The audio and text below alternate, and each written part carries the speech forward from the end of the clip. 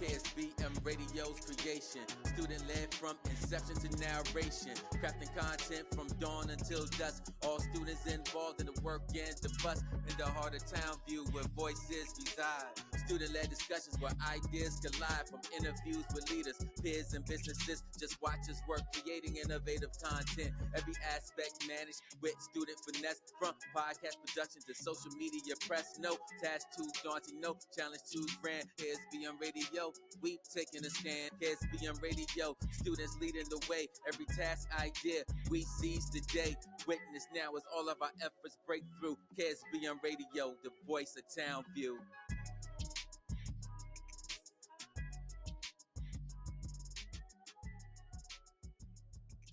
I'm closer to the music.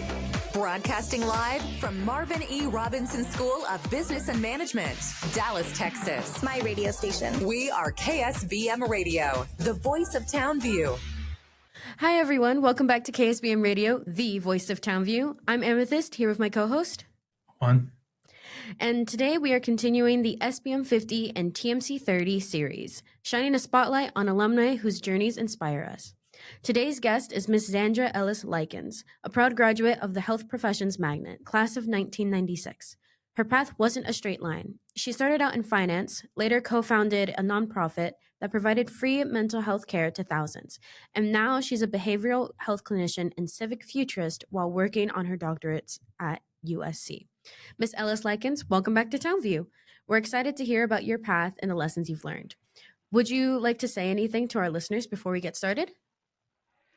Absolutely. First off, thank you all for having me. It is an honor to be back. I cannot express what it meant for me to hear that call out for those of us who graduated to come back. You all are the absolute future, and it's been amazing to see the work that you're doing. And I hope you all know that we're so proud of you. We're so proud of the work that you're going to do. We're so proud of how much you've made this vision grow, especially since we walked the halls in 96. So I am happy to do whatever I can to help inspire and also be of help to you all as you grow your budding careers, as you get ready to graduate and go on to bigger and brighter things, because the world needs something great through you that only you can provide. Thank you so much for that. To begin with, my first question is, what made you choose health, and what did that environment shape you? I mean, how did that environment shape you? That's a really good question. So I've been interested in the health field since I was a little girl. Growing up, I remember I wanted to do two things. I wanted to be a Dallas Cowboys cheerleader, and I wanted to be a nurse. And so one of those things worked out, one didn't. And I did not become a nurse either. But it did open up a whole world to me, and it was around I was about 8 years old. I started finding out about the world of mental health and psychiatry. Um, Fast forward many years later, I ended up going to HSHP, and what I love about that school is you have a chance to try a dash of everything. And so when I was there, I learned about doing central supply tech and really learned about the heartbeat of the hospital and why everything matters. I had a chance to do medical assisting, and then I ended up in the biology too for my senior year. And what I learned in all of that is everything matters. Hmm. And so from that, I really ended up finding out that the only person standing in my way is me. And so I just need to be creative about what I wanted to do. So when I left Health Magnet, did I know what I wanted to do for a career? The answer is no. Other than biology too, were there any like specific classes or experiences that kind of sparked your curiosity of mental health or finance? Central Supply. Central Supply really did. That one was quite interesting because um, we had a professor, Miss Kelly, who was mean than a rattlesnake, and I loved her. And she was so loving and cool. But she really helped me understand that money runs and rules everything.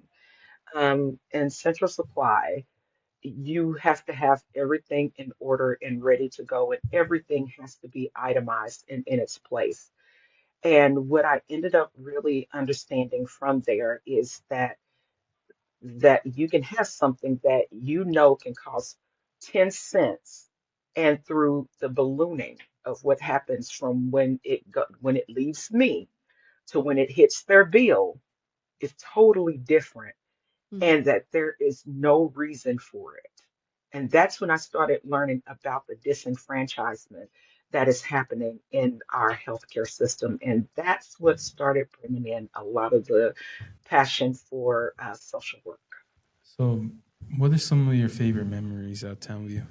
Honestly, some of my favorite memories were lunchtime, um, just chilling and being in kind of like cuddle puddles and just decompressing with everyone. Um, Everyone getting ready and getting excited about going to our practicum sites and being able to pick that and actually being there, having these professionals actually pour into you and want to pour into you. That was second to none. It taught me to not be afraid, and I still take that with me now everywhere I go where I pretty much demand mentorship. And we know that people who have mentors are about 85% more successful than people who do not. So even to this day, no matter where I go, no matter what job I take, I immediately look for someone to mentor me, and it has made a world of difference. And that's thanks to what I was taught at Townview and at HSHP. Are there any memorable mentors that you remember? Yes, Dr. Kelly is the reason I bring her up again is she got me all the way together. I was not the best student. Um, there are some people who come in and they're doing the best and the brightest. I'm smart, but attitude problem, doing what I want to do, going to sleep in class, like just barely passing, even though why did I do all that to get into a magnet school to do the bare minimum? Not sure, but that's what happened. And she got me all the way together. And I was trying to get into, I didn't even want to go into Central Supply. She was like, "You're going into Central Supply." She made me go in there. And she basically took me under her wing and she got me all the way together, got my little attitude straight, got me talking about what was wrong with me and what was going on. And I don't know, like it's hard to explain it now, but she just cared. And my grades started going up because I was on academic probation. And so hint, hint to those who messed up, it's not the end of the world, get it together. But it was, but yeah, I was on academic probation. I was really close to being exited out. In my senior year, I ended up graduating with my last year, all of my grades were A's. But she helped me out because it was, and it's hard to put into words what she did. Um, but baby, she yoked me up. She told me about myself, and she would not let me give up on myself when I wanted to. That's amazing. um, so after high school, what initially kind of drew you to finance, and how did that like journey start? So after high school, I went straight into college. And to be honest with you, I should have went directly into a community college. That would have been the smartest route. But I went to a 4-year school, went to a party school, totally messed up, really, really, really bad. Um, and I ended up going to community college, which was good for me. Um, and I was just interested, I need to get a job, and I was interested in being a bank teller. I ended up going and getting a job in that. I enjoyed it. I thought it was interesting. I like money. I like counting money. I, and I I wanted to do the right thing and not get myself in trouble anymore. Like I Mhm. didn't get into legal trouble or anything, but again, I'm not going to lie to y'all. I'm one of those people that teeter.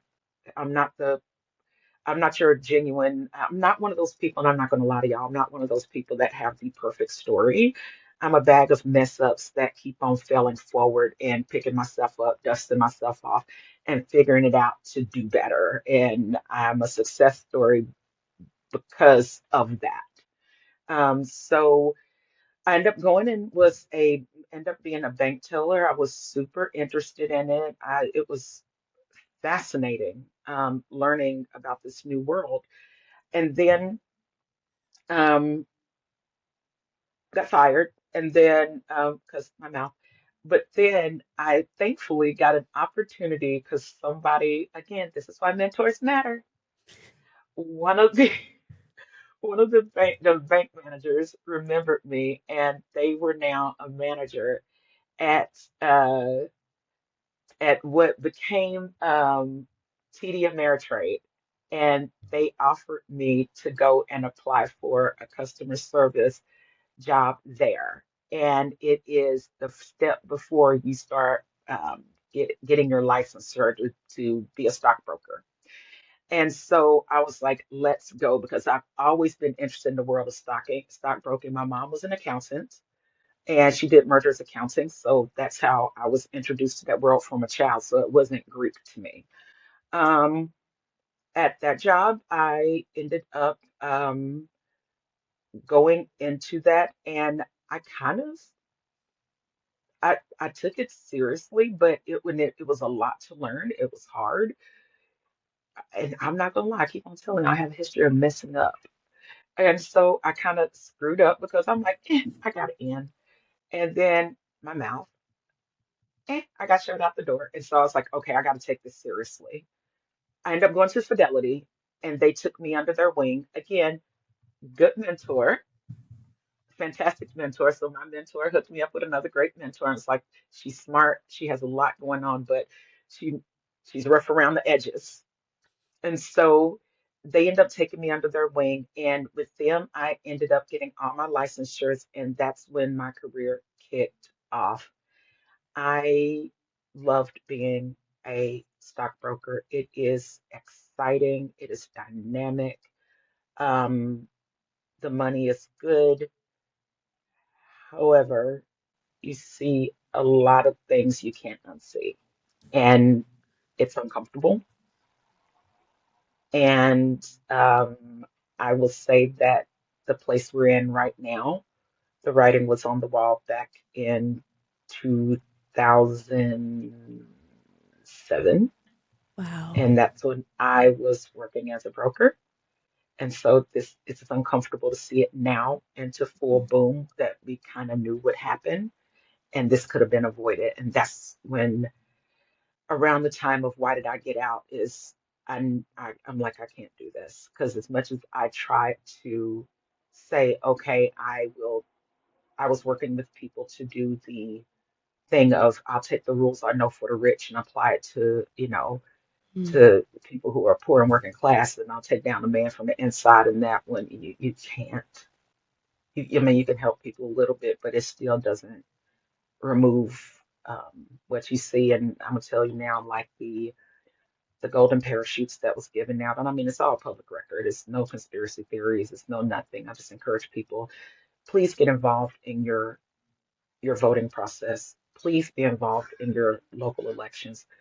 Please be involved in every facet of your civil life. Start piece by piece because that determines who holds a lot of these people accountable and what regulations are there because this shouldn't be. And so it starts with just the smallest elections and you'll be shocked at how much it all matters together. So I Would left. you, oh, sorry. Would you mind like kind of telling us a bit about your time as a stockbroker? Yeah. So as a stockbroker, I worked with Fidelity, and they work mostly in mutual funds. And honestly, I can't say enough good things about them. They were a fantastic employer. Um, they really invested in the understanding from top to bottom what things were and why they were. Um, TIAA Cref. Um, they were really great at paying me. Um, they were great at retirements. You understand annuities and different other things, but it's you really kind of understand uh, the the meat market part of the industry. And for anybody who's interested in going into this, I strongly encourage you to be thoughtful about how you take care of yourself. Addiction is very high. Um, Bell's palsy is quite normal for people to get. Um, it is a very stressful industry. So it is, would I do it again? I'm not going to lie to you. Yeah, I would. I loved it. I did love it. I'm not going to lie to you. I absolutely would. But I would go in with my eyes open more, and please have your moral compass solidly pointed north so you can move with integrity, because you will nod to things that you should not and sell out people and agree to things that you don't realize that you're agreeing to. Um, in order to give something, you have to give something, and extraction. I just always want you to remember that extraction is always the plan. So if you're ever like anytime that there's money being made, extraction, then that means that it's extracting from something else. So while we're having a boom economy, what's happening on this other side? And so I didn't realize how much it fed into a lot of political instabilities around the world about environmental crises and different other things. And it's easy to turn and look away. But I encourage you, because there's not one versus the other, there's an and. And that's what my whole life is dedicated to now, is the and. And so I just encourage you that if you want to do it, just make sure you keep your solid North Star, because all money is not good money. In your work as a qualified mental health professional, what have you found most rewarding and most challenging? Most rewarding is seeing how many people just get their life back and move on. Um, I love how I worked for a long time at Henry Wade Juvenile Justice Center, and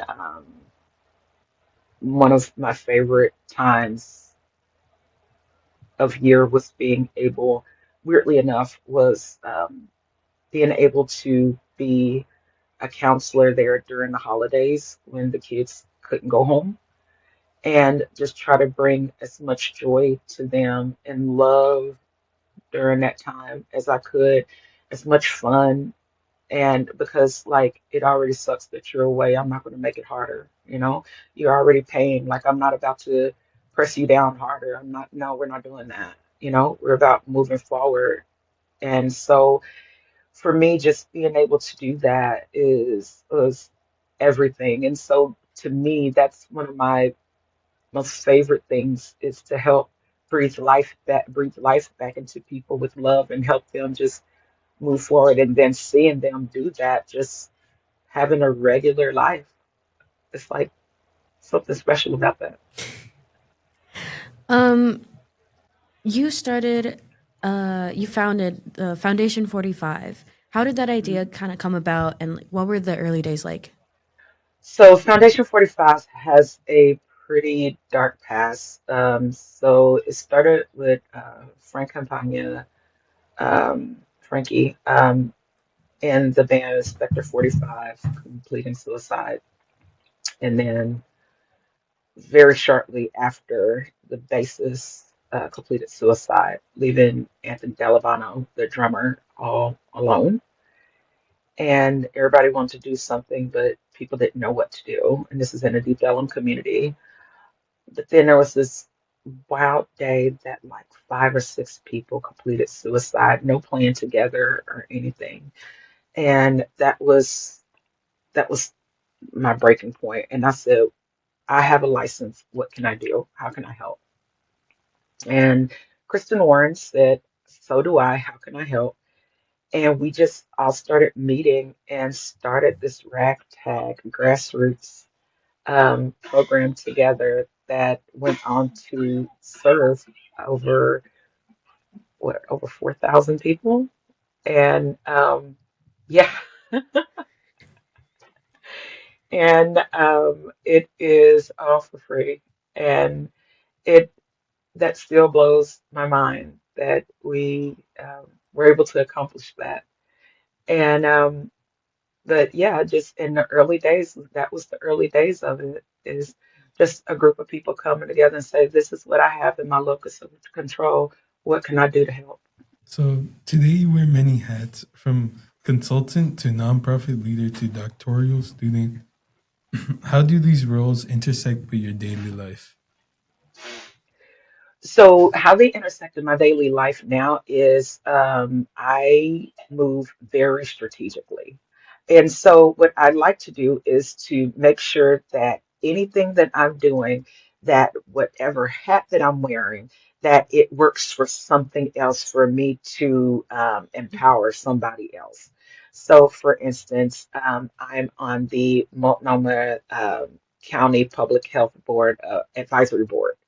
And so, what that does for me, and I'm one of the chief advisors of that board, that works for me because that means that I can make sure that my organization, that is one of the few all Black clinics in Portland, which is a very white city, actually has a major seat at the table to make sure that anytime there's public health policies being considered, that they're considering us. Um, there is also, for instance, I'm the DEI chair at for Junior League of Portland, and I serve as like I said, the DEI chair. And so I was looking at, okay, everybody's scared of DEI and they're threatening to defund if somebody's DEI. Cool. So it's all about moving strategically. So what I do know is that as the DEI, I know that they're trying to cut food. Imani Center needs a food pantry. How can this work? Well, I do know that, hey, Junior League, would y'all like to help establish a food pantry? We can pair that with the DEI program. And so I talked to my job and they were like, yeah, I was like, it'll be working with the DEI program. And they were like, do you know the chair? I said, I do. They were like, can you set up a meeting with her? I was like, I can. And they were like, when do you think we can set up the meeting? I was like, the meeting's right now, approved. And they were like, okay. So it's all about strategy. And that's the whole thing, is just making sure you're able to get yourself in those positions, to put yourself in positions of power to network and know that you can have heavy influence. You don't need to be the loudest. You don't need to be the richest. You don't need to be any of those things. You just need to move smart. That's very inspiring. You've presented at many universities nationwide. What message do you want students and future professionals to take away from your talks? Oak Cliff, that's my hood. Like everybody know, I rep Oak Cliff everywhere I go. Like it is my earrings that I'm graduating in, the ones I graduated from Columbia University in. Like I have no chill. It's some big door knocker earrings that says 75232. My gold grill that I'm going to be graduating in, because I'm going to have a full grill, is going to have my zip code, my whole neighborhood. Like I love being an Oak Cliff girl. And the reason that matters so much to me is because people can think anything they want, but my Oak Cliff is so beautiful. It is so beautiful. And I am so proud to be from Oak Cliff. Like that is the one thing everybody know when they leave a talk. They already know what they're there for. They already know what they're studying. They already know what the topic is. They already know all that. That's what they hired me for. But the thing that they know at the end of the day, Oak Cliff, that's my hood. They know that not to sleep on anybody coming out of that area. Not to sleep on anybody coming out of DISD. Don't sleep on anybody, period. Because We have beasts. We grow stars. We are brilliant. And that's what I always want them to know. As you complete your doctorate in social work, what are some Mhm. areas of policy you wish to influence the most? So I am going to be going into, so full circle. So I'm going to be going into focusing on Oregon getting its budget together. I believe that in times like these that we can have what's called, let's say, ethical austerity.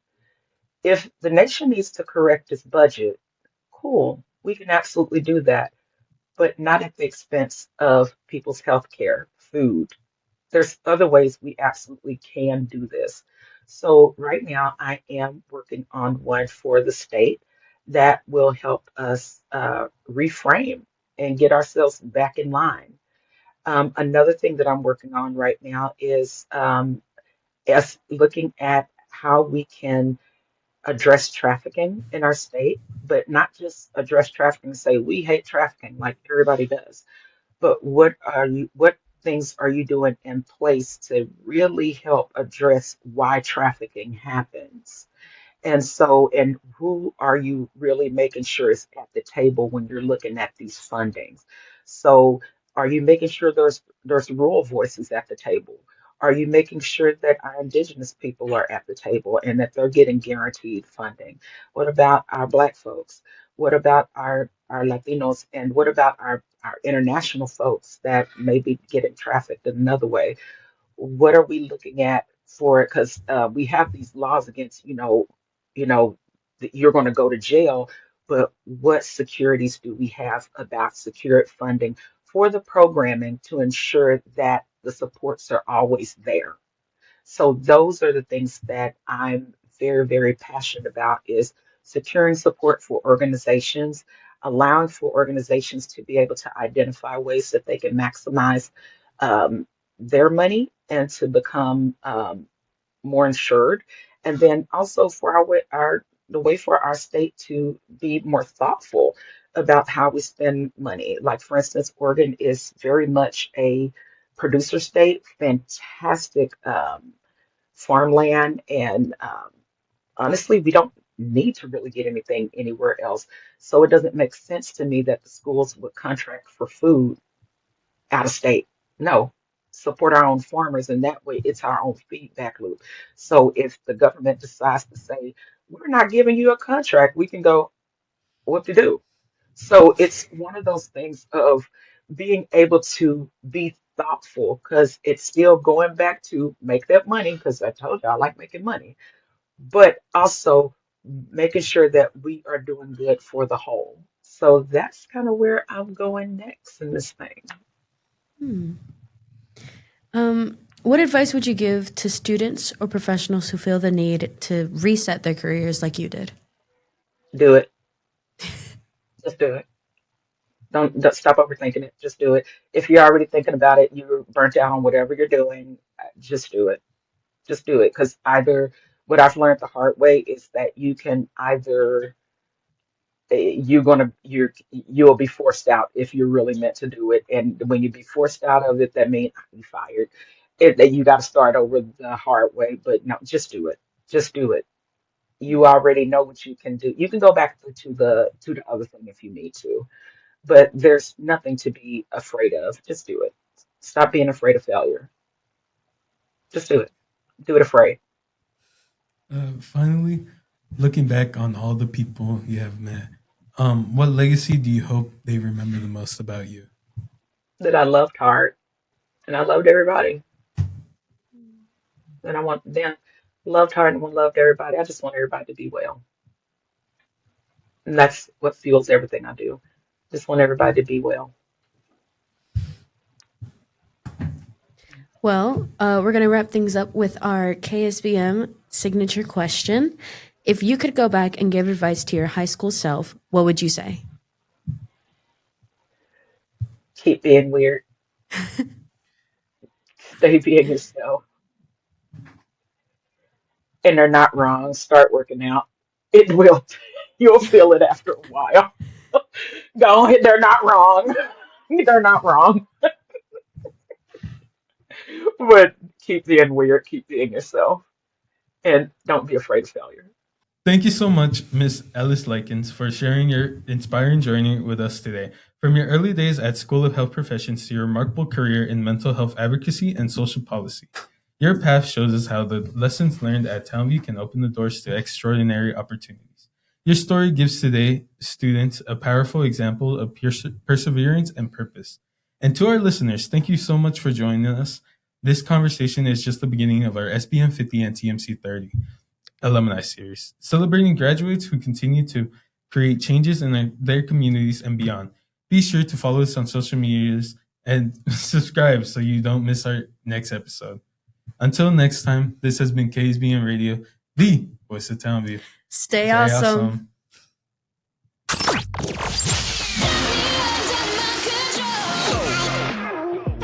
Thank you for listening to KSBM Radio, the voice of Townview. My radio station. We hope you enjoyed the great content and great discussion, all from a student's perspective. Make sure to follow us on Twitter for the latest updates at KSBM_TVT or on Facebook at KSBM Radio. Add them on Facebook. Check them on Facebook. Take care.